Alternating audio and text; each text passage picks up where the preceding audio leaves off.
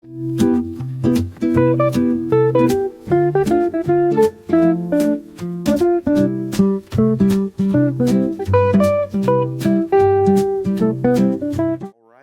name is Rich Schmidt. We're here with Jenna White. It's July 25th, 2025. We're at the Dundee Hotel in Dundee. Jenna, thank you so much for joining us today. First question, we usually ask why wine. In this case, let's ask why hospitality. Yeah, and actually, I guess a fun little mix here. I've always been in hospitality. I think coming back to Oregon, it kind of interplayed where I got to cross and mix both worlds. A little bit of hospitality, a little bit of wine, and so it's been really fun. I started out in the hospitality industry at 15 years old, serving at Pizza Hut. Quickly recognized, as a straight A student, being involved in as many things as I can and an overachiever, that I was not happy just being a server. And so at 16, I promoted to the salaried assistant manager position and started helping run a store in Rapid City, South Dakota during my junior year at Stevens High School. Tell us about life in Rapid City, South Dakota growing up. Yeah, it was so funny. So I grew up here, and then I left. I lived in Dayton, and then in '99, after my freshman year, my biological mother, so as we talk, you're going to hear me talking about lots of family avenues of my life. I have a very unique childhood, a little bit of a transient lifestyle, if you will, and I've had the blessings of bonus families off and on throughout my life, as well as my amazing biological mother who raised me as a single mom. And so when she got breast cancer in '99, it took us back to South Dakota where her family was, so she could have support from her sister and her father. And unfortunately, that meant me leaving. At 15 years old, I was dating the love of my life, Daniel, and how dare her take me away from all my friends. And it was definitely a very hard transition, but at the same time, it was necessary, right? And so when I went to South Dakota, no knocking the South Dakotans. I still have family and friends there, but I did not enjoy my time in South Dakota. I was there from '99 until I moved back in June of 2016. And I wanted to come back a lot sooner, but being the loyal person that I am, I was working for, at that time, Darden Corporations, and I'd been there for 10 years, and I was working at their Red Lobster location, allergic to shellfish, by the way. Great, some great fun that was. And so I didn't want to leave because I felt like I was going to let my job down. And so that's such a unique and weird way to think about it. It's like my quality of life and my happiness was not where I wanted it to be. Additionally, I had a daughter at 18 and I became a single mom. And at that time, I didn't want to move her from school like I felt like I was ripped away from my happiness.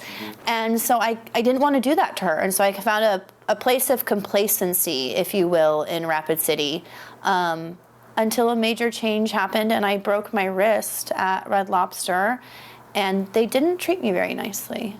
And I can't go into too much detail about that for agreement reasons with them, but it was kind of a wake-up call of, am I working for people that care about me as much as I care about them?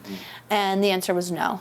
And at that time, I ended up giving my notice with no plan. I gave 60 days because I didn't know what I was going to do, but I knew I was going to come back to Oregon and I was going to make that happen. And so that was kind of an abrupt change that really brought me back home. So before we come back home, let's talk about your corporate lifestyle in South Dakota. Tell me about kind of the progression of your career there and up until the end.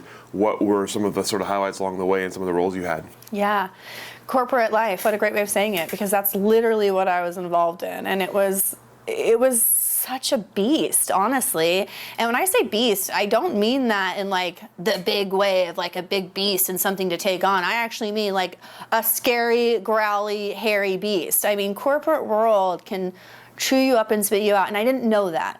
It's the only thing I knew at the time, and so I really accepted it, if that makes sense. And so once I was at Pizza Hut, I tell you, back in the day when you're managing at 16, you don't always understand the fraternization rules. And so my delivery driver and I started dating, and that's actually how I became a single mother. And so once I got pregnant with my daughter, Hannah, who is now 22, graduate from OSU. Get into that later, very exciting. But once that kind of happened, I had to make a few changes. So at that time, being a single mother, managing a Pizza Hut, which if you can imagine, the pay was not that great and the hours were terrible. And I recognized when she was 2 that I might want to do something different. And so I started taking gen eds at Black Hills State University. I didn't know what I wanted to do. I think the 2 paths I was looking at was one, a made-up path that I created for myself that I called a hospitality guru. And people are like, what does that mean? And I'm like, I don't know what it means, but it means like I'm really good at restaurants and I'm really good at like hotels, or I'm really good at like whatever industry is related to hospitality that I feel like I could be creative and happy in, right? So I wanted that. Don't know what that looks like because in college degree terms, there is no hospitality guru degree. And so then the other option was elementary education, specifically with kids with special needs. And so I did start my education journey going to school for elementary education and really focusing on the special education side of things. And I could only go part-time, being a single mom, managing, it was tough. I had some family support, but as I mentioned earlier, I have a unique support system when it comes to my biological family. So I did have some family support that was helpful, but really what I had at that time, you know, in South Dakota, I guess the really cool thing to do is get pregnant when you're 18 and 19. And so there was just a bunch of us, you know, and so we all literally helped each other raise our kids. And that was kind of our chosen family, you know. Sarah, Jessica, Chantel, you know, they had their sons Gage and Danny. And I mean, we really helped babysit with each other. Still to this day, I even stay in touch with them. I'm going back next week. My niece lives there. I own a home there. And I house my niece and my brother's ex, and so they have a stable home in South Dakota. So I'm going back to visit, and when I go there, it's cool because the people that really helped raise Hannah and the kids that I kind of helped raise, they still look at me as part of family. And so we're gonna have dinner here in about 10 or 11 days, I think.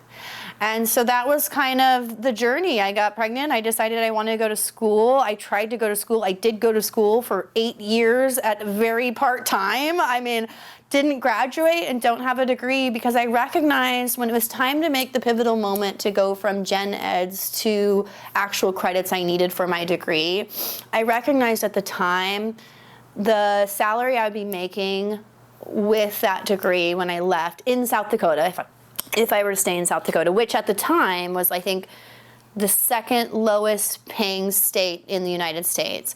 And so I looked at it and I recognized I'm actually going to be making substantially less money once I graduate. And I also have student loans now. So it really became, and I'm a single mom. And I kind of felt the witch's brew like happening and like, what are we going to do? And unfortunately, I made the decision to leave school. And so and this is where I might get emotional, you know, so I incurred a lot of debt. And that's a sad, scary thing, I tell you, because boy, they do not do a good enough job in this world of helping kids understand college, helping understand financial obligations, setting them up for success, 401ks, credit cards. You know, I came from a family that my mom, I remember her telling me, you don't have to pay your bills. You know, there's nothing they can do about it, especially medical bills, you know? And so it kind of like grew up in this like bad credit mentality, if you will. And so I ended up going to school and taking out the max loans. And, you know, instead of necessarily spending on all the things that I should, which those things were paid for, I took out the extra loans and just lived my best life. You know, as an 18-year-old single mom, no understanding of credit and debt, I just kind of went rogue, you know. And so as I was going rogue, the trains were going off the tracks and I had to make a serious decision. And so I left with a lot of debt. Still have a lot of debt. Still not the greatest at paying it because boy, are those loans expensive. And at that time I decided to start serving at Red Lobster. And so I stepped down from a management position and I started serving for 2 years and spending more time with my little one and just kind of refocusing and figuring out, is management what I want to do? Is college what I want to do? Is being in South Dakota what I want to do? And then, of course, it didn't take long for me to be at Red Lobster and become a manager there. And so I don't do well at, just playing it safe. So I stepped into management pretty quickly there. And from there, I managed in all the different positions, whether I was the kitchen manager, the front of house manager, the bar manager. We created a new role within Darden called the staffing and training manager to focus on retention. So I spent a lot of time with that, which then moved me over to Longhorn Steakhouse in Rapid City. So in Rapid City, there was a few different Darden concepts at the time: Red Lobster, Olive Garden, and Longhorn Steakhouse. And so with Longhorn Steakhouse opening as a new brand, they needed some additional management support. And so I agreed to transition over and work at Longhorn Steakhouse. That was kind of a nice, different change. No shellfish. So that was awesome. But cutting steaks from a big loin as a 5'2", 125-pound girl, it was a unique task. I'm chucking these huge loins and tossing them on the counter. I still got some scars from cutting ribeyes. I was showing my boyfriend the other day, I have a scar back here from the baked potato convection oven. One of my grill masters closed the door. And fun times in the kitchen. But I spent time at a steakhouse and working primarily with a male crew in the kitchen. And I think that also was a new experience for me. Not that I didn't have mixed genders that I was working with at Red Lobster, but we did have a pretty mixed team as to where when I went into the kitchen at the steakhouse, it was predominantly a male management-led team, and it was predominantly men working in the kitchen. I wasn't necessarily in the front of house, so that was a unique experience. I worked for some pretty crazy people. I'm more than comfortable saying this because, I think hopefully they have learning opportunities along the way. But, when you work with people that are in corporate and they're not happy, it's a dangerous place because it can spread and it can actually consume you. And so that started happening pretty quickly there. And so I tried to make some changes. I involved the upper levels. Some changes were made, some improvements were made, but the people I was going up to were also men. Really, it was a chain of command of men that, in my opinion, were emotionally unstable. And they really couldn't handle situations of running out of items on a grill line, without cussing and freaking out. And literally one time I remember my GM was punching a rib loin because he was so pissed off at me because I told him we had to throw away expired product. And he did not want to throw away expired product. He wanted to serve it. And I would not, and I tossed it. And it ended up bad, And so at that moment, I just, again, had to make some additional changes. I ended up going back to Red Lobster. I reached out and I shared my story and my journey after being there a few years. And I had a very good relationship with the regional manager and the vice president of that location. And so I ended up going back. And it was a good change in the beginning. But again, when you're working for corporate and they don't treat people right, there's kind of a turn and burn lifestyle. And so when you deal with different managers that are coming in constantly, different turnover, and also really, to be frank, when you're not treating them right, they're not going to be happy. And like we talked about, the toxicity, it starts to consume you. And so it quickly started happening when I went back to Red Lobster because there was an entire change in the management team. And at this point, it wasn't cohesive, and there wasn't an interest or an ability to make it cohesive. And so I kind of went back and I felt like I was stuck in a cage trying to claw my way out. And within 6 months, I want to say, I was opening on New Year's Eve of 2015. December 31st, 2015 was the life-changing morning of my life. So I fell on some ice and some snow as I was opening the restaurant that morning, walking in, and I shattered my wrist, my left wrist. And at that time, I'm crawling up to the door, saying a lot of profanities that I probably shouldn't say now. And I think those were the only words that I could say because I was in so much pain. And I was just telling my janitor at the time, Jay, I was like, I need a ride to the hospital. I think I broke my wrist. And I had a coat on, so I couldn't see what was happening. And so we got in, we figured it out. We're going up to the hospital, and I called my daughter, and I was like, I think I broke my wrist, but I'm dramatic, so just wait, we'll see what happens. I haven't looked at it.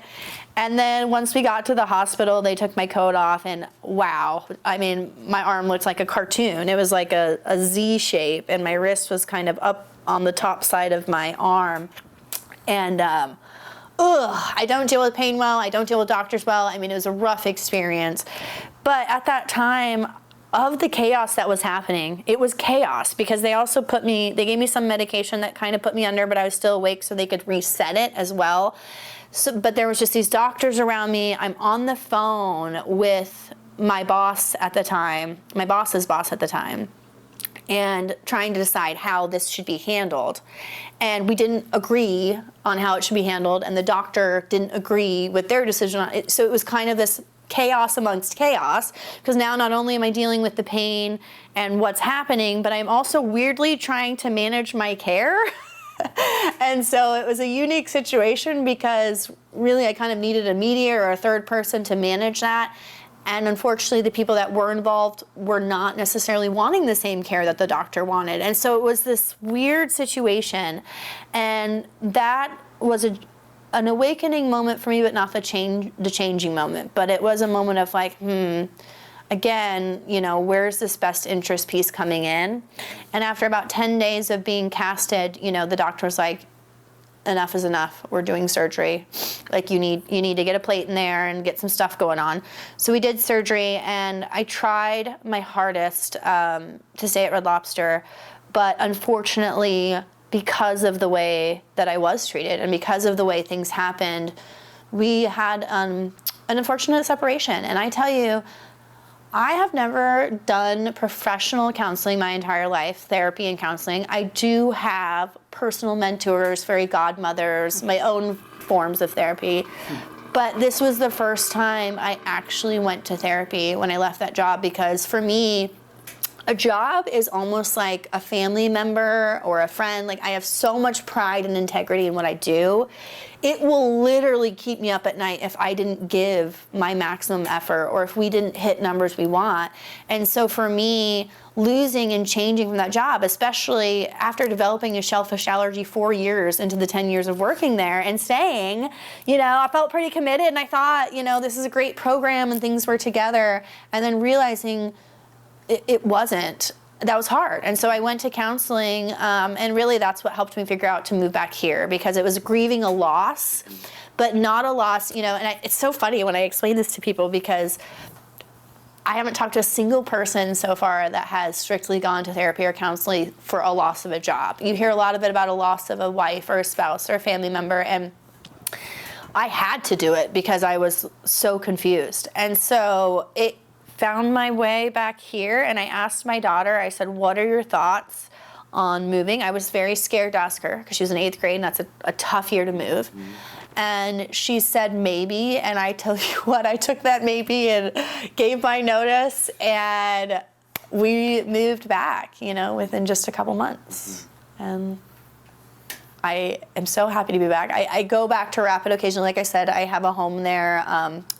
My biological brother, his daughter lives there, and so she stays in a home that I have there. And so I'll go back and visit occasionally, but yeah, South Dakota's not really my jam. I mean, not saying anything about the people that live there, It's a cool place, but it's not my home. Mm-hmm. Oregon's my home. Before we get to Oregon, tell me about the work itself. Obviously, you talked about kind of the work culture and the places you were. What were you doing? What did you take pride in? What was the part that made you, I guess, the part that you were committed to? Every part of it, I guess, is the first answer. I just buy in 2,000% all the time.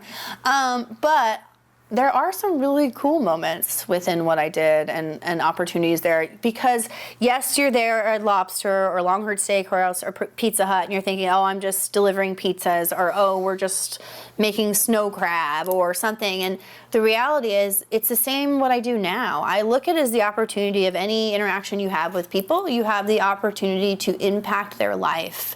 It's really this moment of window. We're all moving so fast every day, whether we're driving by each other, walking by each other in hallways, and we don't even have a moment to connect, you know? It's sad in a way that we're all strangers in this world, just constantly moving to the next point that we need to get to. So whenever we have the opportunity to meet our guests, really, you know, Pat was a regular of mine that actually used to be a regular at Pizza Hut. She loved thin crust ham pizza, and then she started following me over at Red Lobster, and she would come in and I would always know their orders. And so you built these relationships, and so it kind of, yes, of course, you're managing, you gotta make sure that Avery's tea is on point, you gotta hit labor, you need to make sure that your sales goals are being met, you know. But outside of that, like, that's naturally has to happen for any business to operate. You need people coming in the damn door for all that other stuff to be sustainable. And so I really took the opportunity to change the way that Pizza Hut, Red Lobster, and Longhorn Steakhouse viewed their relationship in the community and with their guests, really, as they were coming through. So like a couple stories that just stand out, and like I think of, it's like Tuesday nights at Pizza Hut's, they were trying to launch these kids night programs, and it was like a buffet night, and they so we do pizza buffet, kids eat free. But it's like, okay, cool, that's cool, but like, what else, right? So I dressed up in a Spider-Man costume one time, and we had an animal balloon person come in. One night we did a carnival night. And so really, it wasn't just like, okay, yeah, we're trying to get sales by kids eat free because you're paying for the adult buffet, but why aren't we making it an experience? Because it's Pizza Hut, right? That's why. But if you have someone in place that is interested in doing that, and I'm not asking for extra money or big budgets, why wouldn't we do that? And so it was kind of a really cool change that we saw at Pizza Hut. And then when I transitioned over to other really amazing things that I got to do, when I went to Red Lobster, my passion for working with young ones has never changed, especially when it comes to kids with learning disabilities, people that are looking for independent living that might not be ready. And so when I was at Red Lobster, I created a program, a Chef for a Day program with Central High School. So there's two high schools predominantly in South Dakota, Central and Stevens. Central High School is viewed as the, I don't know the right way of saying it, but like the lower income, and Stevens is more kind of the higher income, wealthier status, if you will. And so I focused on Central High School, and so we went in, and I would take volunteers from my staff, and we'd go in and we would do at the time, Red Lobster had a signature strawberry salad and a molten lava cookie. And so we would take in these ingredients, and we would work with the kids in the special education classes to be a chef for the day. We'd bring in aprons, and we get to make the food side by side, and then have lunch with the students. From there, it kind of evolved and grew into the independent living program, where we'd come in and we'd work with the kids that were looking on getting jobs and entering the workforce, but maybe didn't have stability at home, which then grew into working with both Central and Stevens High School in a different way. I started doing two different programs with them. One was mock interviews. So for extra credit, their students could come to the steakhouse and schedule a time with me. We would do an interview. I would give them an assessment on it just to kind of help with their skills, give them ideas on their resumes. And then additionally, I would come to the classes themselves and kind of speak about this as well. So that was one program that really just came out of thin air, but I'm a creative person, and you'll kind of see over each job that there were these moments or opportunities that I saw or had that I feel very blessed for, where I could get other people involved and really share it out in the community. And so the vice president of Red Lobster came one time and participated, and he thought it was one of the coolest things. And it really also helps with PR, obviously local marketing. And so it really was this new buy-in to those corporate namesakes of Red Lobster, right? It's like Red Lobster's not out there making salads with the special education students, but why aren't we? why aren't we, right? So I think I have this different outlook. Anytime I enter a hospitality business, I'm not looking at doing just the norm. I'm looking at what are we doing and what can we do differently to have this natural, authentic impact and relationship with the people that are coming or the people that might want to come or the people that haven't been, right? When I went to Longhorn Steakhouse, one of my favorite things that happened there was actually very traumatic, but it was turned into my favorite thing. I want to say this date, but if anyone Googles, there was a blizzard in South Dakota that happened. I believe it was October, but the year was for sure 2013. And it came out of nowhere. And we lost so much livestock. The state was so impacted like so terribly. And the crazy thing, I didn't see it on a lot of news, but Ellen DeGeneres spoke on it when she had her talk show, which was one of the places I saw it. But I'll tell you, experiencing it, I thought we were going to die. I'm like not even lying to you. So we were managing a steakhouse. I was at Longhorn Steakhouse for Darden Corporations, and I had another manager, Melissa, I was working with, and we had a line cook, Turk. And it was just the three of us because the snow was coming in kind of heavy, and you know people can't make it in. And they're warning you like, hey, the snow's coming in heavy, like no travel advised, like shut down. Well, unfortunately, when you work for corporate, you don't get to make those calls. And often the corporate person is living in Florida or somewhere else where it's very tropical and lovely, and they are not experiencing blizzards. And so we could not get them to close the restaurant. And finally, it was about 3 o'clock, and at that point, there was about a foot of snow on the ground. And everyone was shutting down. The businesses were shutting down. There was no travel out on I-5 at that point. And we just said, we're doing it. So we closed up, and I had a little Toyota Camry, and there was no way. I mean, the snow was, I could drive pretty good in snow, being from South Dakota, but this one was a little bit tough. So my other manager, she had a Hummer, and she said, I'll give you a ride, you know. So we're going to my place, and as we're halfway there, my house keys are in my car. And we're not going back at this point. I mean, it's getting worse. And they literally are on the radio saying, do not drive, we cannot send emergency service vehicles. They cannot get to you. And I tell you, again, I mean, not to knock on the men, but sometimes the men that have occurred in my life have had these life-changing moments. And I tell you, she called her husband, and we were stopped. We were at this stoplight in Black Hawk, South Dakota, and about to go on the service road, and they were deterring us from going. And she called him. She says, honey, I can't go. They're going to get us to a hotel. We're going back. And he was screaming at her. I could hear through the phone, you get home. That is a Hummer. It can drive through anything. This is also some he's like ex-military or something, right? So he's just like, you can do it. Go, gun it. And I'm like, please don't do it. And she does it. And so she goes around the police that are telling them not to go because they are telling us that there's a semi that's jackknifed, or like that's, you know, so it's blocking it so we can't go. But her husband is insisting we can drive around it in the ditch. So she goes, and we're driving, and, you know, we end up about a mile or two in, and all of a sudden you just see the line of cars. It's in the semi that's sideways across the road. And I'm just pissed, honestly. And she calls him again, and is like, we're not going anywhere. And he says, you drive to the damn ditch. You get here, you're 2 miles away. I bought that car for this reason. I know, right? It's just like, I just can't sometimes.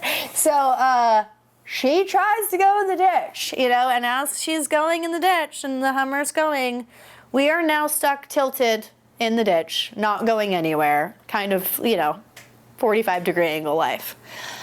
Awesome. At this point, they're saying they have no idea when any vehicles are coming. We have no food. We have no water. You know, it was interesting. And so the first hour, we're like kind of delirious, right? We're like laughing, like this is so weird, like just not really knowing what's happening, right? So then we're like, maybe we could walk. There's this crazy blizzard, 100-mile-per-hour winds happening. We're like, let's just wrap ourselves up. I wish I saw the picture. It's probably somewhere. And we had this orange shirt that I wrapped around my face. We're like, we're doing it.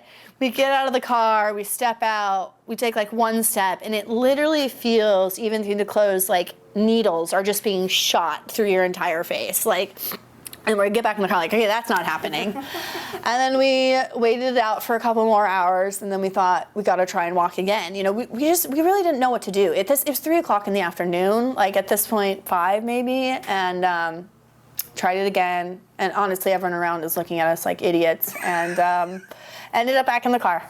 And then 1 a.m., Oh my God. we hear a knock on the door, and it is her husband. And he has walked to us from the 2 miles, and he's all garbed out, and he has this like duffel bag with like clothes for us and stuff. And he gets there, and we're like, what the hell? You know, and he had walked several hours to get there. And he gets in, and he's like, yeah, there's no way we're walking back in this. And we're like, and they have kids at home, by the way, so they have 2 kids at home. And we're like, this is what we tried to explain to you. And so we're like, did you at least bring any food, water, beer? Like, we really were kind of hoping for some beer at this point. We're, nothing. Didn't bring anything. Just thought he was going to walk, and we were all just going to walk back, do la-la at 1 a.m. And so then we all just hung out in the car, and I remember we saw this little light, and there was this tiny light, and it was so far away, and we kept thinking, maybe this is someone coming to save us. It's like a plow, and they're like plowing cars out. And we wake up every like hour, and you look, and it'd still be just as far away, you know? And then the next morning when you could finally see, it was this tiny tractor that I do think had the best of intentions, like a 1-person tiny little tractor. And it was stuck. I mean, and so we were like, God, you know, we don't know what we're going to do again. And so we stayed in the car for the day. Oh my God. And then For the day. for the day till the evening. So as the evening started to hit, we were like, it's going to get dark in a couple hours. Like, we don't know what to do. And you literally see, it was like a documentary life. You see a couple people every once in a while trying to walk. The snow had stopped. So it's crazy because it's sunny, but I mean, there's, I think, 36 inches of snow on the ground. And some of the rifts are, you know, 7, 12 feet. My daughter was stuck at her friend's house, which was, I tell you, she'll tell a totally different story. They were sliding out the 2nd-story window and just having the best life. And so we decided we had to walk. We didn't have food. We were hurting for certain. And so we walked. And I tell you, we were hiding behind trees at points. Like, it was crazy, and we actually thought we were going to die. We were walking, and it took us about 3 hours to get about 1.5 miles. And at one point we made it to the neighborhood, and you could see these people just like plowing their driveway. You know, they're home. Yeah, they don't have electricity, but they're not in a car. And so they're just like normal life in it.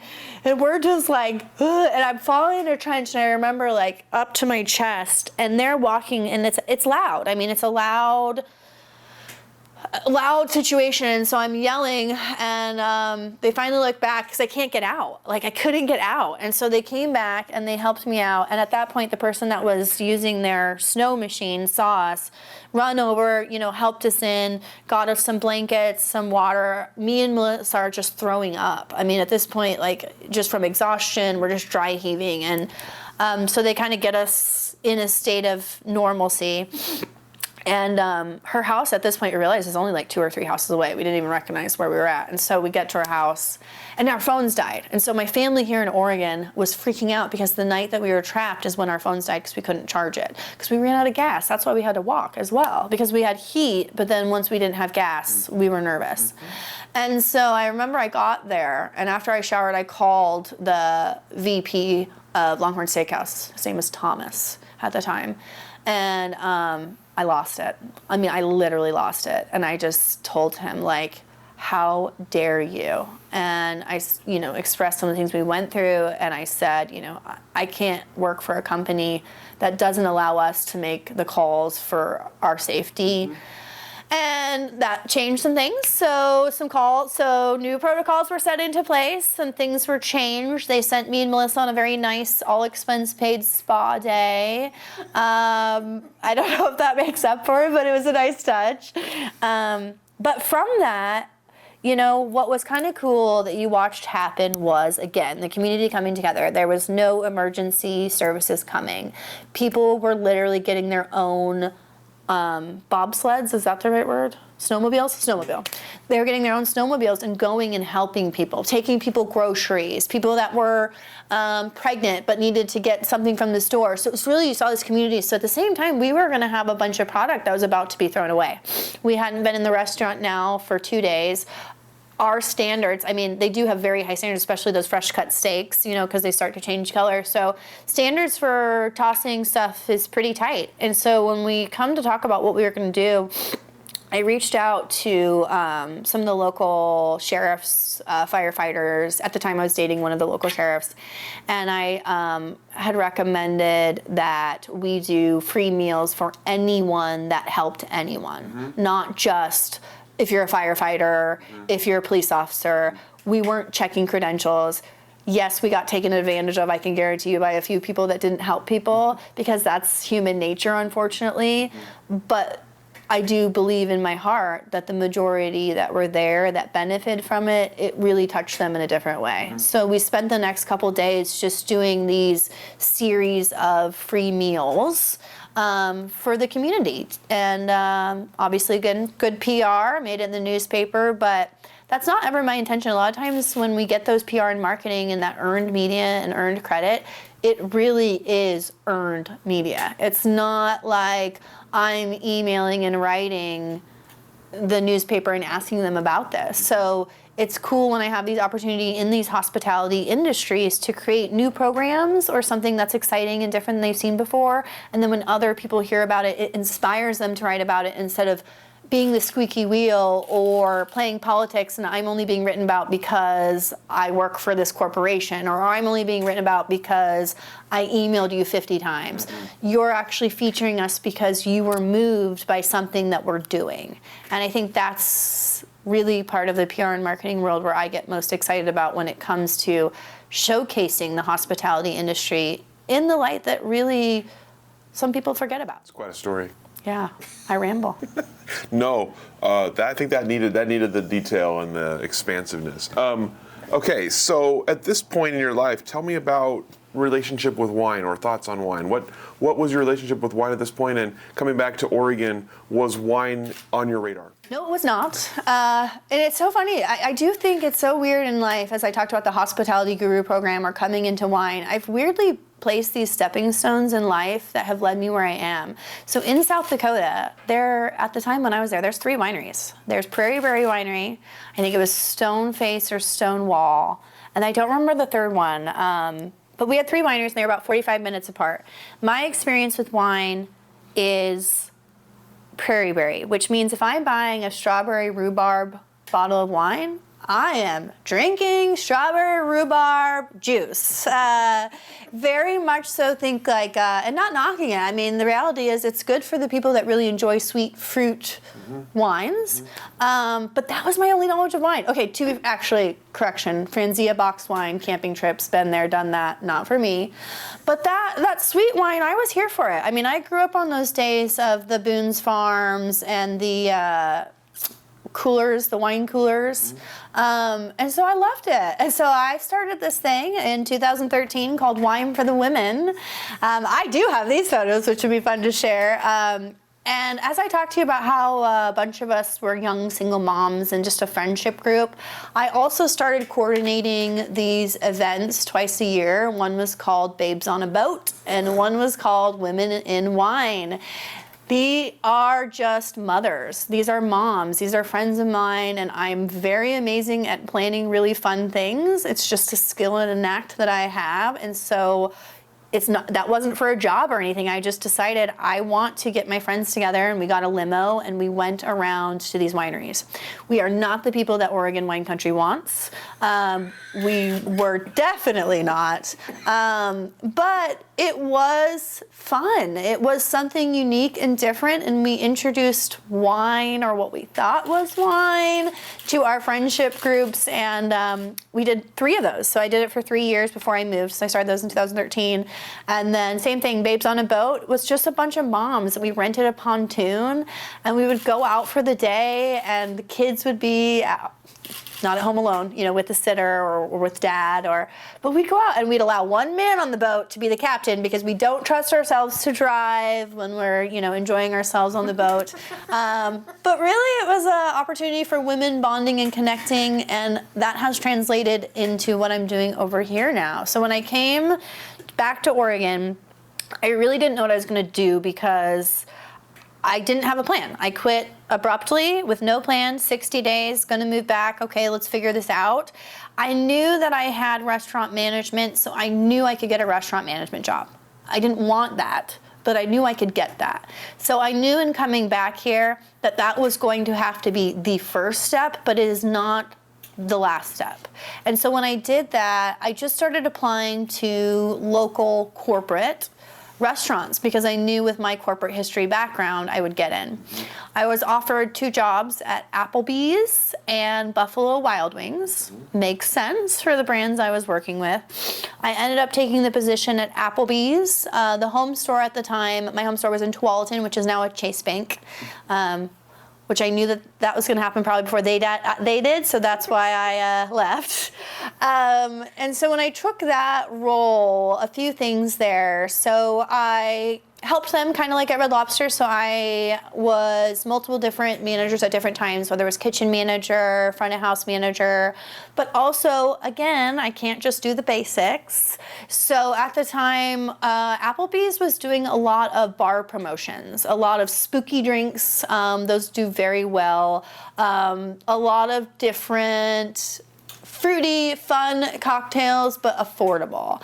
And so I could sell the crap out of those. Not me personally, but my staff and my team, because we would do really fun things. As I talked about at Pizza Hut, it's like, yes, there's this thing going on. Well, what are we going to do to make it different? So I just started creating fun contests in unique ways, like Snapchat. I know I'm not on there anymore, but Snapchat was a big thing with the filters. You'd make all these weird faces. So I had all of my staff make a weird bobblehead face that was like a racehorse, and you track yourself on your sales.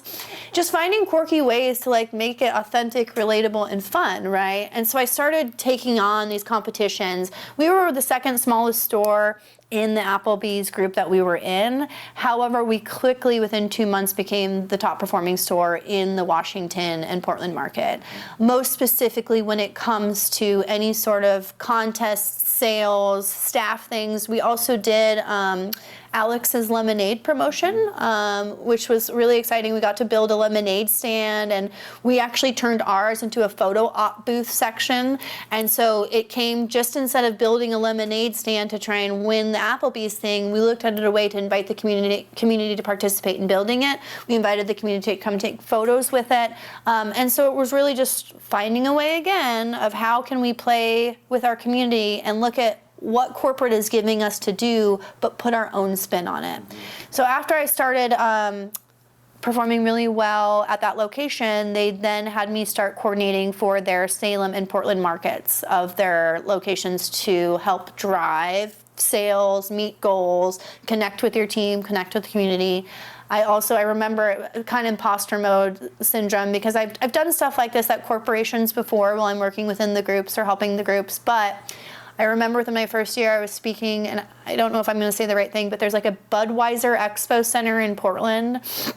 And so we had a big convention there, and they asked me to share basically how we perform so well. And you know, the funniest thing about how you perform so well, you just be authentic and you just communicate healthily. I mean, really, that's it. And so I played a fun game and took all these adults down to kindergarten level, and I had them break out in groups, and it was literally a coloring page. And so one group, it said, you know, the manager opened the email and it said, you just got this email with instructions on how you tell your team on how to color this bird. Walk out of the room right now.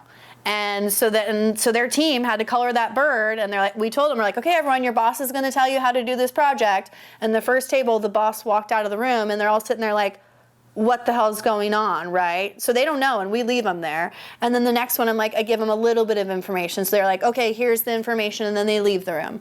And then we get down to it, and your last one, you're working side by side with your team. You're telling them the color that goes in each spot. You're telling them why we stay in the lines. Mm-hmm. And then we all voted which picture looks the best, right?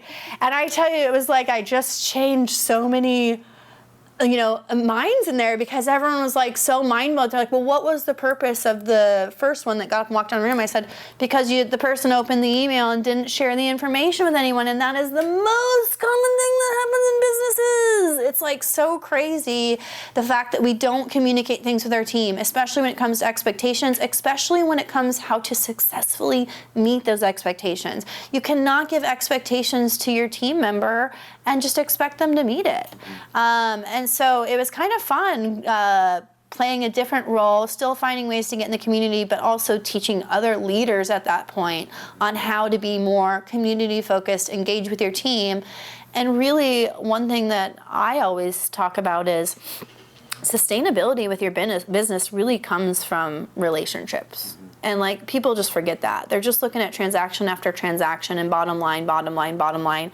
It's a slow build to get there. But once you get there and the people love you, love your brand, want to support you, they're ride or die for life. You know, they're not a customer. Like, you're looking for your ride or dies. You're not looking for a customer. I don't want customers, actually. If you're a customer, don't come to the Dundee Hotel. If you're a guest and you want to be a friend and you don't want to be a stranger and you want us to remember some of your favorite preferences when you come, visit us. I mean, okay, I guess you can be a stranger and still come. Not everyone needs to have that connection. I get that. But more often than not, people are looking for that human connection. And even if they aren't, sometimes they are and they don't even realize it. So what came next? So I did the Applebee's thing, and as I mentioned about it turning into a Chase Bank, I had an inkling. I'm an intuitive person, if you will. As I started to see some of the reports, some of the raises, some of the conversations that were happening about 2 years prior to the change in business, I saw the writing on the wall, and I decided to leave. I felt like the business was a failing brand. I kind of, the reality is, going into corporate restaurants like that, and especially in Oregon, I had an idea of it, but once I was in there and kind of saw, I knew I needed to protect myself. And so at that time, it wasn't like they were closing down tomorrow by any means, so I wasn't in an urgent state of mind, but I was in a moment of like, let's just see what else is out there. So I looked on Indeed, and at the time, there was a job posting for a place called the Inn at Red Hills, and it was looking for a manager. Very brief posting, I didn't know, but two things I did know is, one, I have no idea how to run a hotel, but two, I sure as hell am capable enough to figure it out. And so I decided to apply, and I came in for an interview, and I tell you, the Dundee Hotel, what it is now, is amazing. The Inn at Red Hills was a unique experience, but it also was my window opening into the wine industry in a unique way, and actually how relationships work, and how, it was just unique. But the wine industry itself is unique, right? There's a lot of quirky people. There's a lot of unique personalities. There's a lot of different business structures. I mean, it's all moving in so many different directions, yet all trying to go down the same stream. And so it was so interesting as I joined and interviewed. And at first I thought, this is the craziest interview I've ever been to in my life. Maybe all boutique things are ran like this. I don't know. At that time, my employee, my current office manager, who's very happy with where she's at. She does not ever, I've tried to get her to promote up, but she's like, girl, I love my job. She actually interviewed me. She was an employee at the time, and so she interviewed me with kind of these weird fill-in managers, because there just was no sustainable staff at the time, if that makes sense.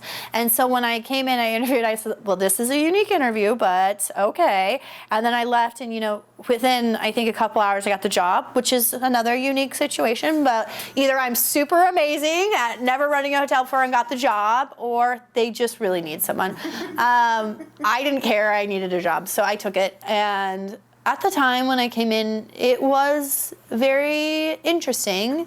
I don't know what a lot to say, but there wasn't really any business plan. There wasn't really anyone leading this property. There wasn't really an interest in connecting with guests. There wasn't an interest in connecting with the wine industry. It was kind of what I was used to in the corporate world of like, we built it, it's here, they will come. If they don't, it's not because of us, it's because of them. And that was odd, because they weren't coming either. And I mean, when they were coming, it was peak season, which makes sense on demand. But they weren't coming and loving it and feeling good about it. It was they're coming in because there's nowhere else to stay. And I needed to kind of change that mentality. When I first came on board in November of 2018, not a single winery would talk to me. It's so weird looking back now. That's 7 years ago. which feels like a long time, but it's like yesterday. And it's like nobody wanted to work with me. Nobody wanted to send me business. Nobody wanted to do packages, collaborations, creations. We were kind of on our own little island out here. Probably also we didn't have any social media. I mean, we were on our own island. I mean, you just got this building here that a lot of people know is there and it's not that great. And then you have someone like me that's coming out like, yeah, it's really great. You gotta come. And it's like, but I know it's not. So how do you blend those two together, right? And I think at the time, my focus was really just giving the current staff safety. Like, it was really just important to me to give safety and stability to the people that were here. Not just the staff, but the tenants as well. You know, when I say tenants, the property has 4 on-site tasting rooms. And so we currently have a champagne lounge as well. And so with those tenants, they've just been used to seeing different managers come in and out, no one really caring about the property, no one caring that we need to get it restriped in the parking lot or the aesthetics or marketing. And so they're kind of used to that. And so I really wanted to make sure everyone knew, like, hey, I'm here and I'm a safe space and I'm gonna stay, and like we can do some really great things if you just open your door a little bit. Mm-hmm. And so it took some time of knocking on the doors. I'll tell you what changed was 2 things congruently happening. We were purchased December of 2019 was our official, like there was a transactional sale that happened. We didn't go public, the remodel started in the buildings, and our grand opening was April of 2020, which is a nightmare. Yeah, it's, at that time I was down to 2 staff members, myself and my office manager, because we were basically only allowed to have people stay if it was deemed as emergency travel at that time. And so we did work with Providence Hospital to be able to house nurses as they were coming through, but something else happened which was so unique. It was like when that choice was made and everything was shut down, I think the world forgot that people were amidst travel at that time. And so we found ourselves in a unique situation where it's like, well, we're not the officers that can deem what's emergency travel or not, right? So we really found ourselves in a situation where we were getting calls from people that lived in Seattle but were on a road trip in California and trying to get home, and literally every single hotel on the coast would not let them book a room. So we had people that were literally stranded. So we didn't have a lot of guests. I think I saw 7 a month on average for those 3 months. But these were people that were legitimately stuck during this transitional change. And so it gave us these moments to actually build these relationships with the guests that were coming through during those slower times, but also it gave us an opportunity to become more conversational with the wineries, less sales as to what I think they're used to. You know, when I'm knocking on the door, I think sometimes people think I'm coming with a sales pitch, and I am 0% doing that. I'm only coming because I want to meet my neighbor, and then often the sales pitch comes from them to me, and then we can figure out how to make it together, right? And so it was really nice in a way because COVID kind of forced people, and don't get me wrong. I mean, I'm not saying that COVID happening was amazing and this is the good that came out of it. There's a lot of strife that came from that. However, for myself and for us, it kind of cracked some vulnerability on the emotional side of some of these corporate mind thinkers and business focused people to where they were open to having a conversation. And so I think that was the change the change for me was 2018 when I came to the Inn at Red Hills, but the change for me was really COVID and finding my way of where I am now and who I've become. So let's talk about that. As you mentioned, obviously opening at the worst possible time and making the most of it. Tell me, as things started to open back up, tell me about starting to build traffic here and starting to build community, starting to find partners and find enthusiasm for the place. Yeah. Gosh, I mean, I feel like if I had my list in front of me, there's probably like 500 projects I could share with you. I mean, I'm really one that doesn't stop moving when it comes to building the community and things I'm involved in. I think some of the first few things that I started right around that time, one of them was something I called the Vino Squad. So what this was again, really trying to teach people in this industry on how financial success can come from relationship success. And so I hosted a series of 4 to 6 weekends in our squad room. We have a bunk room. It's a fun room. So you can get 6 women together, or whoever, but in this situation, we had 6 women come together. And basically, I planned a weekend for them in wine country. We would go, they would have the opportunity, if they owned a business or worked at a business, to showcase their business, or they don't have to. And then we'd also go visit other women-owned businesses or visit with women-led teams. But honestly, I'll tell you, what I did was I cannot always do the PowerPoints and the presentations, like, here's how you become financially successful. So my attempt was to actually show them by having them become friends. And so what a weekend looked like with us is wine relay games where you're rolling toilet paper with the wine glass on the other end, and you're doing wine pong, and you're spinning with a bat and then running around with a full glass of water trying not to spill it. We've painted pumpkins.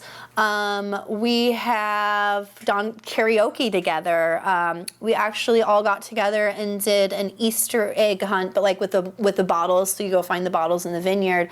But it was these weekends, and I tell you what was so cool about it is these women didn't know each other. Maybe one did, one off here and there, or they've ran each other, but every single group, there was always at least 50% of them didn't know each other. And we were sleeping in the same room, okay? So when you think about it, these women range from, early 20s to late 60s, and you're staying in a room together with strangers, and you don't know, that's a scary thing to commit to. And so getting people to want to do it can be a challenge in itself, but since I built these relationships and connections, the people trusted me to not make them feel left out or not included. So it was so cool as we had these conversations, and some of the women, one of the women, she's like, listen, I'm in my 50s, and I was on the phone with my best friend last night from the Midwest and saying, I am so scared to go tomorrow. And she's like, I just don't know anyone, and I don't know if I'm gonna feel excluded. And then we were at dinner at Charles, she goes, I'm so glad I came. And it's these moments that we feel like unseen, or we feel like we can't be a part of it, or we feel like it's hard to become a part of it, that really it just starts with a question or a conversation. So that was something that I started right after 2020 and quickly grew into, we can only host women of 6 at a time, so I think we ended up doing 72 different women over the years that participate in these. It's a lot of volunteer time for me because I am coming and staying that full weekend with them. But it's a free retreat. We didn't charge for this either. They got to stay in the squad room. They got to have dinners together. They got to go to the vineyards together. But it was really a moment of also not excluding the people that couldn't pay for it, because the wine industry is really great at charging $150 to $250 for a ticket. And I will never pay $150 to $250 for a ticket. So I really had to find a way to involve people but not exclude people. And so that was one of the programs I've done.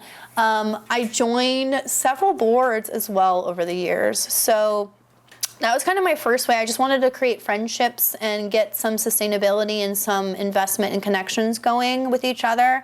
From there, I started just kind of seeing how I could get involved, whether that be working with wineries for one-on-one relationships or partnerships, or what nonprofits can I get involved in that are making bigger impacts. And so a few things right away, I got involved on the Dundee Hills Wine Growers Association. That was pretty much right away into coming into this role. It's so funny, the board, none of us can remember how many years we've been on the board. I want to say 5 or 6 if I had to guess.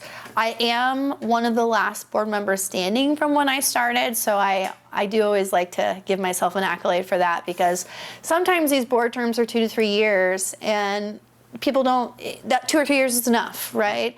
For me, the Dundee Hills Wine Growers Association has been something that's been so exciting and something that I want to continue to be a part of, because it's ever evolving and in a way that is open to ideas, as opposed to, again, as we talk about some of those business mindsets that can happen on nonprofits as well. It's like, well, this is the way we've always done it. We're happy. This is the way it's going to happen.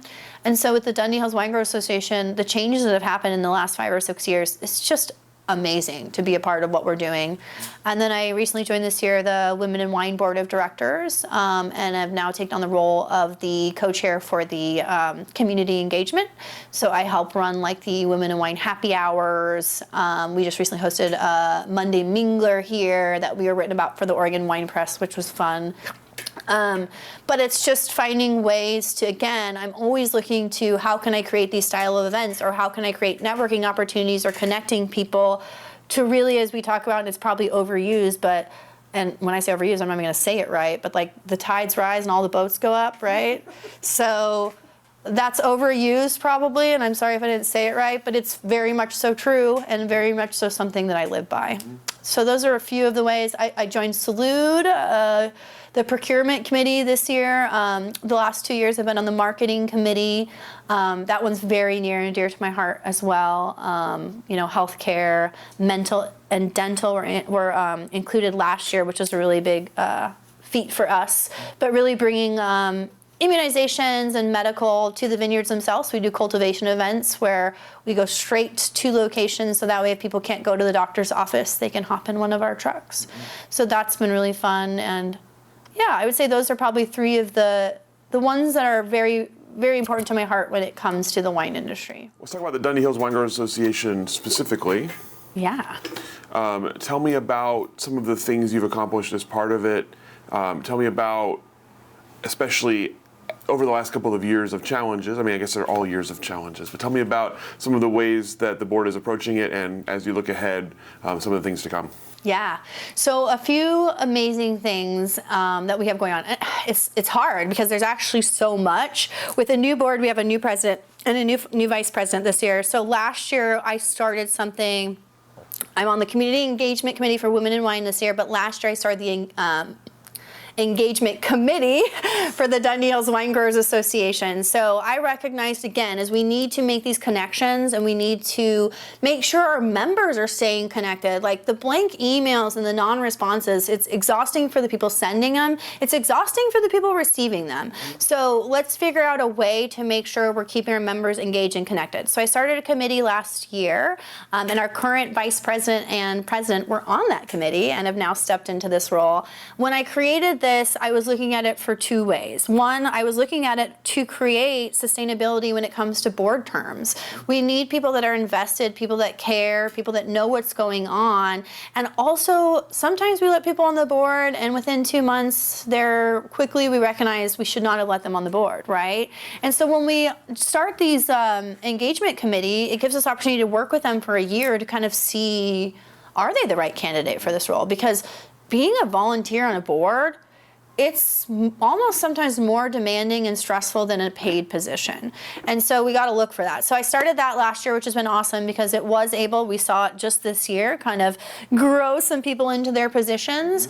But also I started that committee to tell these, they're each assigned, 8 to 15 members that they're supposed to be at BFF with, right? If they're not answering your emails, it doesn't mean we just come to the meeting next month and say, yeah, I've emailed them twice and no one responded. It's like, did you pick up the phone? Did you stop by and say hi to David at Fox Farms? Does he even know what your face looks like? So really what we talked about is this committee, yes, it is an information sharing committee, but the other aspect of it is really supposed to create this like mentor, buddy, side-by-side person. So if a member doesn't know what's going on, yes, they know they can go to the board.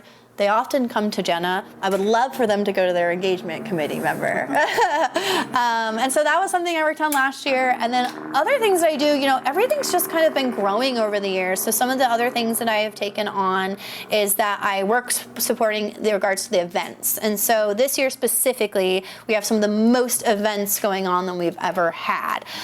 Two reasons. One, we did work with Travel Dundee. I also work with that destination. I'm on a couple committees for them.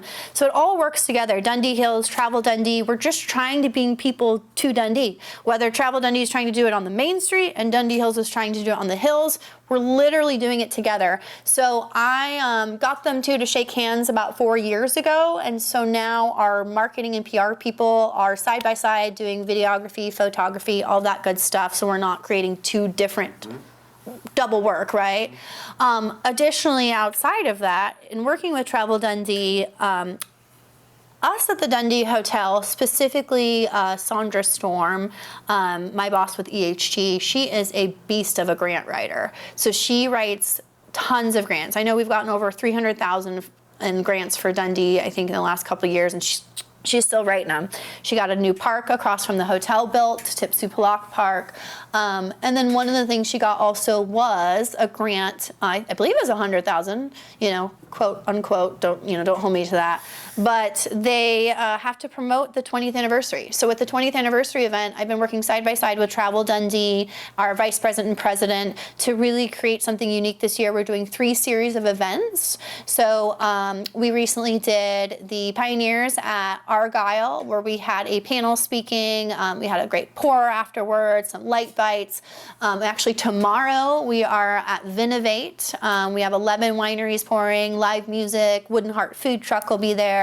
And then we have another event on October 25th, really kind of focusing on these separate groups, whether it's foundations, heritages, horizons, which just has to do within the years that they were established. So it's really kind of grouping them together to kind of have this series of tasting over time. And then with that, we're kind of growing that into next year, creating an overall AVA tasting. So this year we broke it up into 3 small ones based on the grant, but we've never done a collaborative AVA tasting. And we've seen those really successfully with the other AVAs, and really wanting to not copy by any means, but really take what's working great and do it. Let's showcase our AVA. We have so many different amazing AVAs out here. Why don't we give them the opportunity to showcase it in one spot, So that's something that we're working on. I also do a lot of the marketing and promotions in regards to doing the giveaways. If you ever see those on social media on the Dundee Hills, you'll see, yes, I manage the Dundee Hotel, but you might get a giveaway for the Black Walnut. I'm actually the one that reaches out the other hotels to donate. So we do giveaways. I also work with the Portland hotels to market our events down here. We provide them with brochures. We're getting ready to do a hotel run again next month to drop brochures. So keeping that community and connectivity not just to our predominant locations within 15 miles of us, but really focusing on expanding up and working with Travel Portland and Travel Oregon and all that stuff.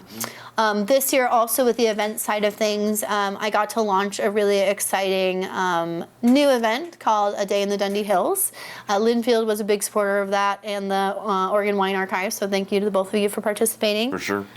So with that, again, as I kind of talk, and I think you're kind of following the story here of, I'm always looking for an opportunity to connect people. I'm always looking to connect with the authentic way, but that will be digestible and make sense and be fun, because we can't just have, some people learn visually, some people learn by audio, some people need hands-on. How are we capturing all of that at an 8-hour conference in a room, right? So one of the things that I worked on was kind of, how do we think of outdoor school? I don't know if any of you ever participated, in 5th grade, I did this outdoor school event, and it was really cool. And you go out and you learn, and I honestly licked the bottom of a slug because it numbs you, or I don't know why, but my camp counselor told me that, right? So I was like, gosh, that was so fun. And I was like, let's do something like that, but with entry-level associates for our area.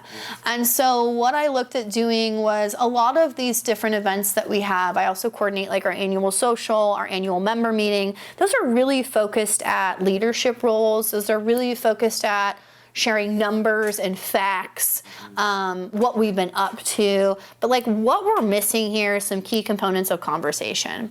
And so 2 things I created this year. In March, we actually had our annual member meeting up at Four Grace's new building, beautiful.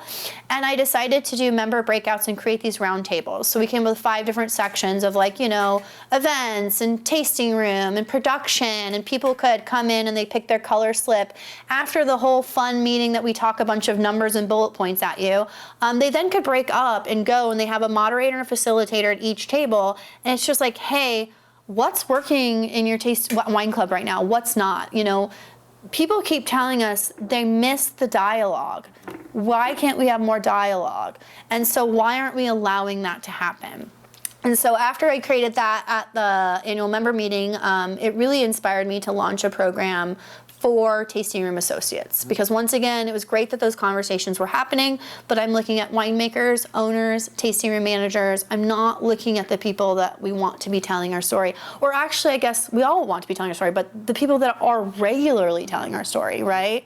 A server at Trellis, as someone working in the tasting room at Domaine Serene, who are we talking to, and are we giving the same message that everyone else just heard about at that PowerPoint meeting, right?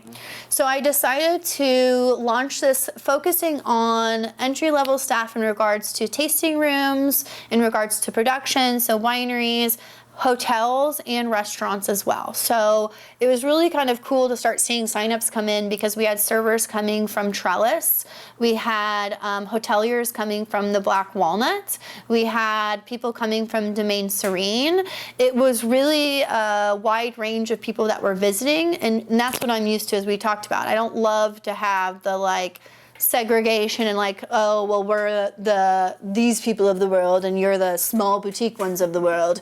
So it's really kind of taking away those labels and getting in the vineyard and experiencing it with the people that know what they're talking about. And so our first stop, we created 2 teams. We got Team Pinot and Team Chardonnay, because who doesn't love a little competition? And really these people were supposed to remember their information that they learned from the other day, because we're gonna come back and we're gonna race around with eggs on spoons, and we're gonna throw water balloons, and we're gonna do trivia showdowns. And that was the other component that was really important to me, is making sure these people are remembering what they learned today, because that's another component that I see constantly is missed at conferences or learning. It's okay, cool, we just did this big long thing. Now we're all dead and tired, and nobody feels like they remember anything, and our brain is mush. So we told them from the beginning, you better remember, because we're going to be playing these games. And it was actually really cool as they went out and they loaded on the shuttle. I should also mention all the participants, again, as I talk about doing free things, this was a free event. And what was really cool about it is they were fed, they were transported, they were taught in beautiful locations, and they didn't have to pay anything. And that comes from community and connection, right? The minute I talked to Wood and Heart about me doing this, they automatically wanted to donate lunch to be a part of it. When I talked to Alexandra and Knutson about doing it, they automatically were absolutely, we will donate the space. So there is opportunities to do things at low to no cost to benefit our industry or even the consumer, right? And so I think that I always am trying to find the way that might not feel right. When I first brought this up to the Daniels Wine Growers Association, there's a lot of liability concerns, right? It's okay, do we have the liability to move people around on a shuttle? If they're having alcohol, are we responsible for that? So I moved a little bit too fast for them to get their liability in the works, but I didn't want to stop. And so at that time, I decided to reach out. Adrian with Lang was really supporting me on the education side of things. And I just said, listen, if they're not ready, if they don't get the answers in time, are you cool with just going forward and doing this as a community industry enthusiasts that are really excited about our community?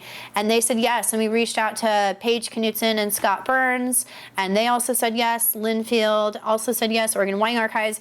And so we are cool, we're still gonna do it, because sometimes these associations, and it's not their fault, right? It's there's bylaws in place, there's processes that have to go through and forms that need filled out, and board has to approve it.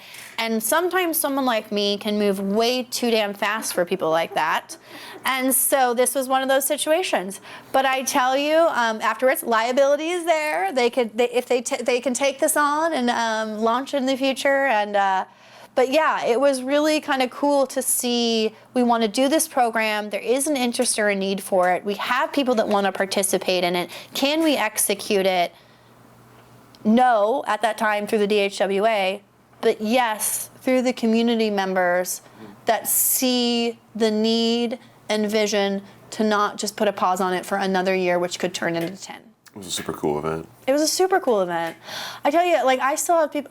One of the really cool thing too, I went to Domaine Serene's industry night 3 weeks ago or something, and I'll tell you, Kevin was there and Jan was there. And these are people I met.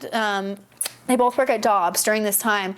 And they came and they sat by me and they said, it's really cool what you did, because normally I wouldn't have thought I could come sit by you. Mm-hmm. But now we feel more approachable when we walk into the room. And then at that time, we saw another person come in that was a part of the group. And it was it's kind of weirdly built this little group and community within group and community wanting to express the bigger message. So that's what's cool to me. It's it is a really cool event, and I love that we all did it and we were a part of it. And my hopes are when the day is over, they each got a certificate. I spray painted. I went and bought a bunch of little gold goblets, and we made gold goblets for the winners. And you always hope, like, what did they take away from that? And the responses afterwards, both in person, digital, from managers, the manager of the Black Walnut reached out, Kyle at Domain Serene shared about his staff. So they have shared the excitement from their staff. I hope it keeps going. It's always challenging when you implement something new, and it takes a lot of work. And this is an industry that I've personally recognized and I'm aware of that, like, sometimes change can be a little bit hard. And so I'm hopeful that we'll continue to look for ways to do stuff like this and remember the people aspect of it, not just the bottom line. So in addition to all the other things that we've talked about, you have another new thing in the works. So Yeah. tell us about your newest endeavor. My newest endeavor, and that, again, it's like so funny how things serendipitously, I think it's so funny how things kind of like fall into place. So speaking of which, when I was going to school, I said I want to be a hospitality guru. I don't know what that means. Come here, I become a hotel manager. I do have a lot of experience under my belt now and a lot of relationships and networking going on, which put me in a unique situation, meaning my phone was being blown up at 9 p.m., at 7 a.m. for questions, consulting questions, sometimes HR questions. I mean, the things that I get asked about in this industry because of the trust that I've built and the relationships that I have, and just people knowing my 25 plus years of running successful businesses, I tend to be an open door. And I love that because I always want people to feel like they have a seat at my table. However, it did get to a point, specifically like in the last 2 years, where it started to feel a little bit abusive. And I remember having this conversation 2 years ago with some of my friends in the industry and saying, like, I'm just gonna start my own business as a side hustle, and so that way I can at least stop the bleed, is what I kept calling it, right? I just need to be able to maintain what I'm doing at the Dundee and my personal life and these relationships, but not becoming all these people's like life counselor or business coach, right? Or whatever they need at the time. I've done a lot of photography for people. I've done a lot of PR and marketing where I've gotten several wineries on the news not being paid, right? And so these are just relationship based. People just ask me for a favor or just want to meet for coffee and pick my brain. And at first I was very excited about it, right? Because I'm like a part of it. But then there is a moment where I started to recognize, like, okay, we need to reevaluate a little bit. Again, the witch's brew. I always have these moments in my life where I see things are happening, and this was one of them. So this year, 2 years ago, I said, in 1 year, I'm going to be doing something different. That 1 year mark hit on June 3rd. I was at a Women in Wine conference at the Allison, and that 1 year mark hit, and I was still doing the same thing. And I was very mad at myself because I was like, you're better than that. You don't do this. Like, you hit your marks. And I tell myself, I was like, yeah, but no one's going to want to pay you. Like, what are you doing for people, right? Like, you're just talking to people. Who's just going to pay you to talk to them? And also, you don't know how to build a website, and you don't know how to do Square. And I just kept telling myself all these things. After the Women in Wine conference, I went home and I remember telling myself some of those things, and then I remember getting really pissed off again, but this time at myself. And I was like, how dare you be telling yourself this? Like, are you kidding me? Like, nowadays there's 20-year-olds out there being millionaires from being digital creators or creating their own entrepreneurship avenues and deciding what they want in life. Like, why can't I too? And so that night after the Women in Wine conference, it was like 8 or 9 at night, I went online and I started to learn about websites. I started to learn about Square. I registered with the state of Oregon as a business. I created business cards and I ordered them. So by 9:30 the next morning, I launched an Instagram. And that was literally after like 12 hours or less of making the decision.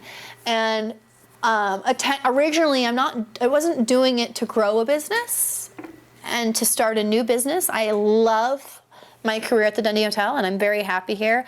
But I was doing it to hopefully hand out a business card or stop the conversations on the phones to give myself a little peace of mind. And then in doing that, it's kind of turned into something cool. And so it's morphing every day. I'll tell you, I just literally redid business cards last night. I think the funnest part about being who I am, and one of the things, I was listening to this podcast recently, I think about this with businesses all the time. They're like, okay, well, this is my 1-year plan, this is my 3-year plan, my 5-year plan, or this is what numbers we have to hit, or we have to do this. And those are all great to have as floaters and living in the gray. But if you live, die, and breathe by those boxes, you are missing everything else that's happening, and it's usually money on the table. Meaning, like, I'll tell you, I did a photo shoot on Tuesday night. After I did that photo shoot, I was doing a social media post. In the middle of that social media post, I recognized within the last 24 hours how many people had said, oh, I really wish this was available. And I made that available through me. So it's like I just have the ability to quickly move and pivot and offer people what they need without necessarily having to have a PowerPoint in place to have to present to you. Maybe we meet for 20 minutes and we talk about, like, what are you looking for and what do you need? Because if I give you my packet of what it says I can do for you, then you're only looking that's all I can do for you. And the reality is, what I can do for people, it's pretty alarming. I mean, I surprise myself daily. I don't know how I get done what I get done. Definitely, like, I learned about imposter syndrome like 3 years ago, and growing into that has been fun. And so it's weird, but I also recognize, this week I wanted to give myself some credit. I was on Coin 6 on Monday morning for a client, secured the spot, represented for him, let him be hands off. And I was just like, what's really cool about that is that I have this opportunity to showcase my skills, but on an imaginary resume. Like, I don't have a resume. I don't have a deck. Yes, I have some rates that we're going to talk about. But even then, I'm going to be honest with you. If my rates and I meet you and you are high maintenance and you're a jerk, you're probably going to be paying 4 times more my other client, right? So I'm not going to lie about that. I don't want to work with people that I don't want to work with. And so one of the other things that recently changed is on my new business cards, it is going to be referral based only, because then I can guarantee I'm kind of getting the right people in my door, as opposed to just someone that sees me online and wants to knock and kind of have control over the situation. It's a relationship. It's 2 people working together, and yes, they are paying me and I am working for them. However, they are also my client and they are also working for me. So how do we symbiotically do that?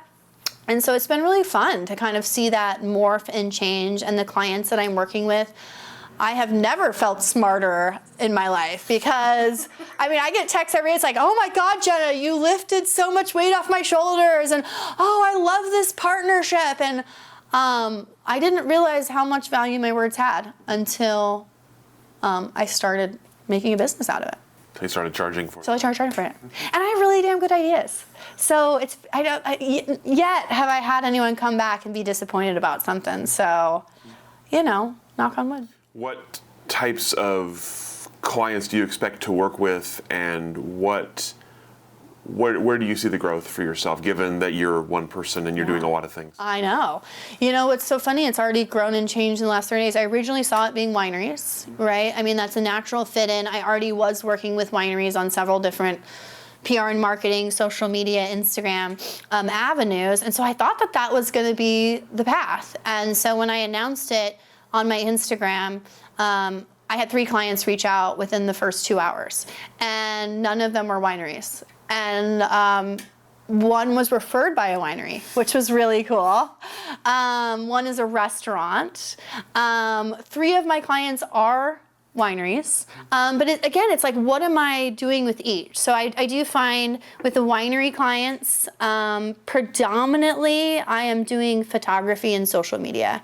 And the reason why I'm an affordable photographer. I love to have my camera with me, and I understand social media and connecting to your audience. I know what the wineries are looking for. So I have very cheap, affordable, where you can have a one-off shoot, or you can have a 3-month contract or a 12-month contract, but that way you're getting, up to 50 photos a month of fresh content. Like, one of the things I just said is stop getting with the times and start staying with the times. Like, why is it that as businesses we always forget until about year 1 or 4 that we haven't done a photo shoot and that all of our website is outdated or our social media is outdated, right? So that was just something that came up recently on a photo shoot I just did on Tuesday. And then one of the newest things that has just happened is I was requested to be, to me, it almost is kind of like a life coach. So a growth coach, a personal growth coach. Someone I'm talking to has really just shared that, like, in their life, they've never really had someone that says, like, you're doing it right and it's okay. And, like, here's how I would look at it. But really, they kind of need a cheerleader, but they also need someone to hold them accountable, right? So they want somebody that says, no, you need to do this. Like, why are you waiting to launch your Instagram until you have the exact photo, right? It's like all of these steps can be taken and then morph to what you need. So yeah, I'm working with a florist. I'm also the person I'm recently working with that just reached out as I don't want to say the wrong things, but I think it's a landscape architect. Yeah, and so I kind of see a wide range. I would love for it to stay in the hospitality sector, if I'm being honest with you. I'm already seeing some of my inquiries go off track a little bit, and I might return that just because it's very important to me that I bring value and strengths to anyone I'm working with, and I do think my value and strengths lie within hospitality. And so I'm hopeful that it stays on that course, and it should, because I'm a one-woman show making those decisions, so. Tell me about, backing up for kind of zooming out a little bit, you mentioned when you started working here, the difficulty you had building a relationship with the wine industry, kind of coming out of the pandemic, that's starting to change. Tell me about the relationship for you personally with the wine industry, the relationship the hotel has built, and also kind of how the last few years have gone in the wine industry, what the industry looks like now as you look at it. Yeah. We are unique in a way of standing out because of the relationships and connections that I've made. We haven't felt the strife since COVID that the other lodging and wine industry is feeling. And I feel very blessed, but also I work very hard for that. But we really have seen the busiest year this property's ever seen since it was built in 2009, with the exception of 2020. So each year we're outperforming previous years. We're doing great on the numbers we want to hit. I attribute that to those relationships with the wine industry.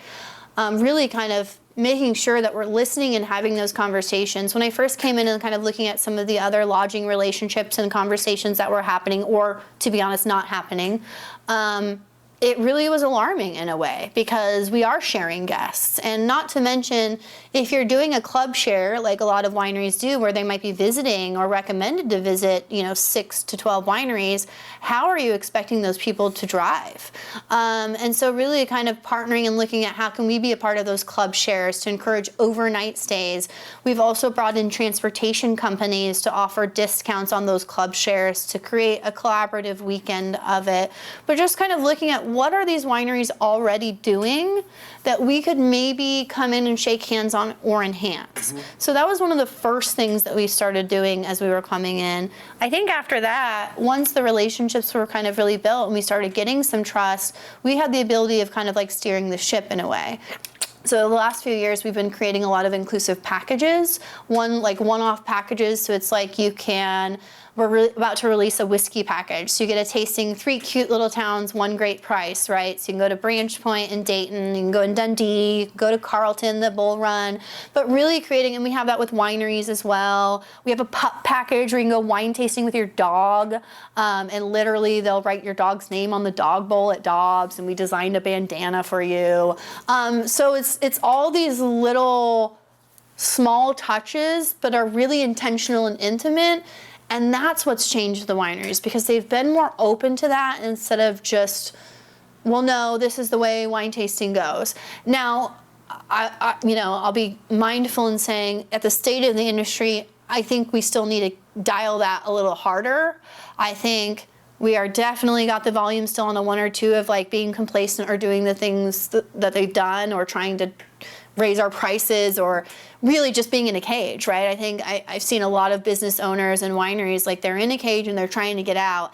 And I can promise you that their team feels it, their consumer feels it. I can see it on their Instagram, their website, and their emails. And so it's really trying to turn that volume to figure out where is a comfortable place for those wineries. So I'm saddened to say that I think there's still a majority that could use a conversation with me, if you want it. But I also think I'm seeing more and more opportunities and interest in changing. What's interesting to me, though, is you see what I've seen in the wine industry often is like, people are really resistant to change. And then once you kind of hit that hump and the change is happening, then everyone's trying to catch up really quickly. And then by the time they're there, it's too late. It's oversaturated. That offer is no longer tangible, valuable, or unique enough, right? And so it's kind of interesting because you want them all to start turning on the same cylinders, but on their own cylinders in a unique and different way than they're already doing, but still keeping it approachable and affordable and authentic. I mean, it's a challenge. I think that there are ways to hit the mark. I think there are very few that are doing it. But I think more and more are trying to, and they're coming. I mean, we just heard from Travel Portland and Travel Oregon at our annual member meeting for the WVWA that like traffic's starting to come back up. We're seeing some good numbers with our flights. They were sharing that in COVID 2020, Portlanders left Portland. Now Portlanders are coming back to Portland. So people were trying to stay away from Portland and now they're looking to come back. So we're really kind of seeing the draw and the interest is there.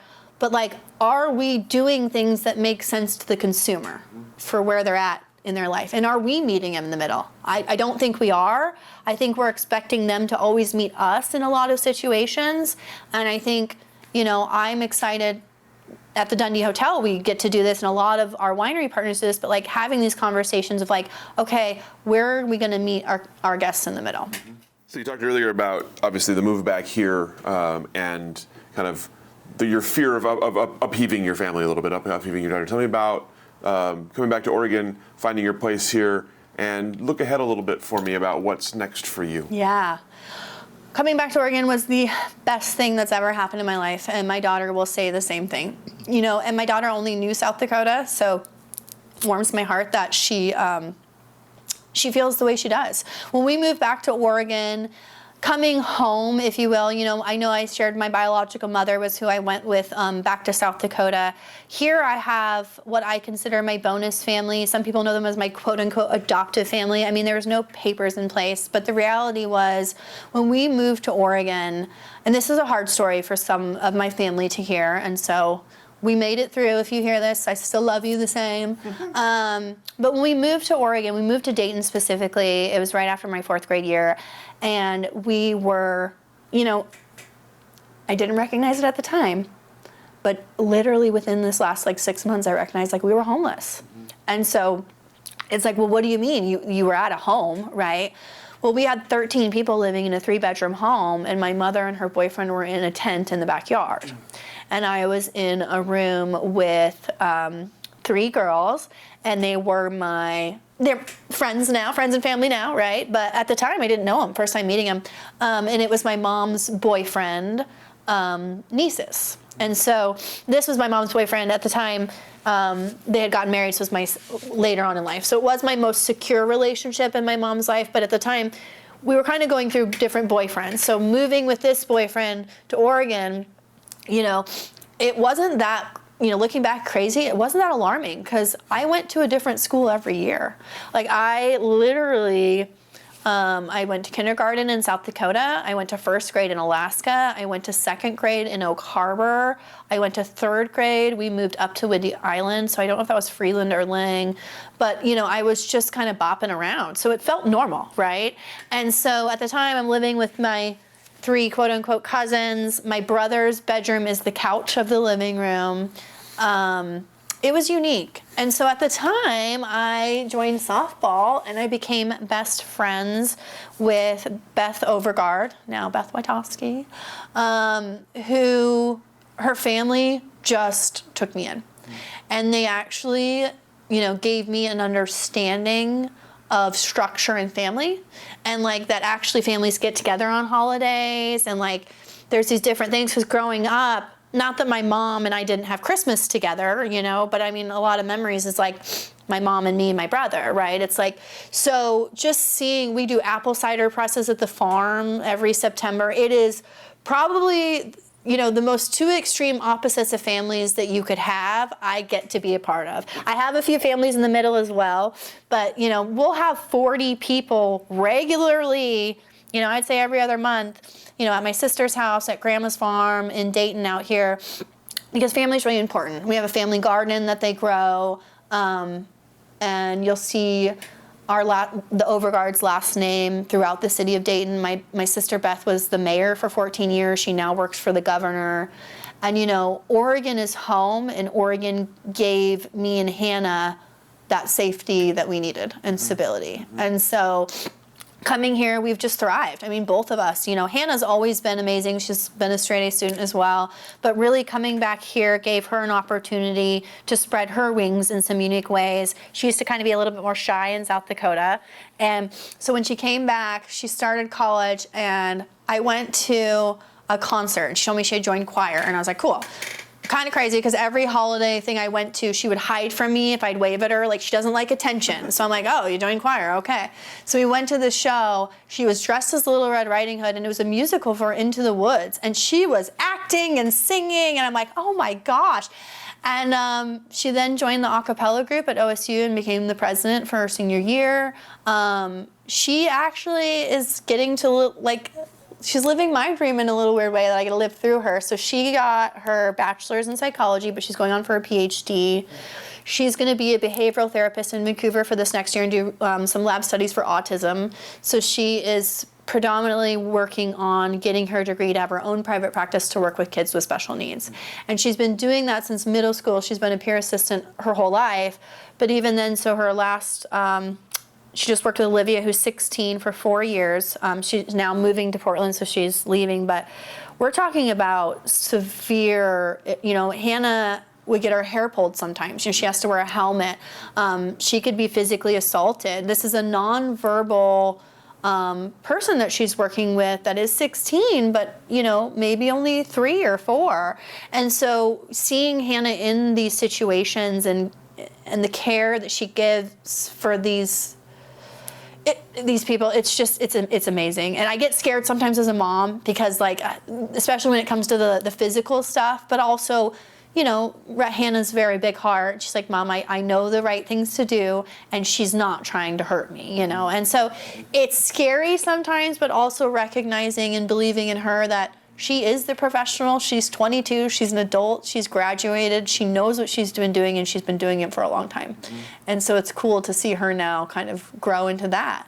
She might stick around Oregon. I don't know. I hope she does, because I would be very sad. But also, I do want her to spread her wings. You know, when I grew up, we didn't travel at all. I didn't have a vacation as a kid. I never knew like what vacation was or Disneyland or anything like that. And so when I had her, we did road trips every year. I think we've been to like 26 states. We're going to Spain and Paris in October and September. And I've never internationally traveled. Like, I even feel like, is this real? Like, this little poor girl is going to go to Barcelona? But it's really cool. And so that's what's next for her. What's next for me? You know, I never know what's next for me. I think what's right now for me is the Dundee Hotel. And it is kind of this little side hustle. But again, if it grows organically. And if it becomes something bigger, when that time comes, I'll be ready for it. But everything's kind of turning in the direction I need it to right now. All the questions that I have for you, is there anything I didn't ask that I should have? Anything we didn't cover that you were hoping to cover today? I don't think so. I think I covered more than I even thought I was going to. It was very complete. Yeah. Appreciate it. Thank you. Thank you so much for taking the time, for sharing your story with us, for sharing this space with us, this wholly unique experience of doing an interview in a hotel room. We appreciate that. It's a beautiful hotel room. Everyone should come to the Dundee Hotel and stay here. Repeatedly. Yeah. Thank you so much. We'll let you off the hook. Thank you.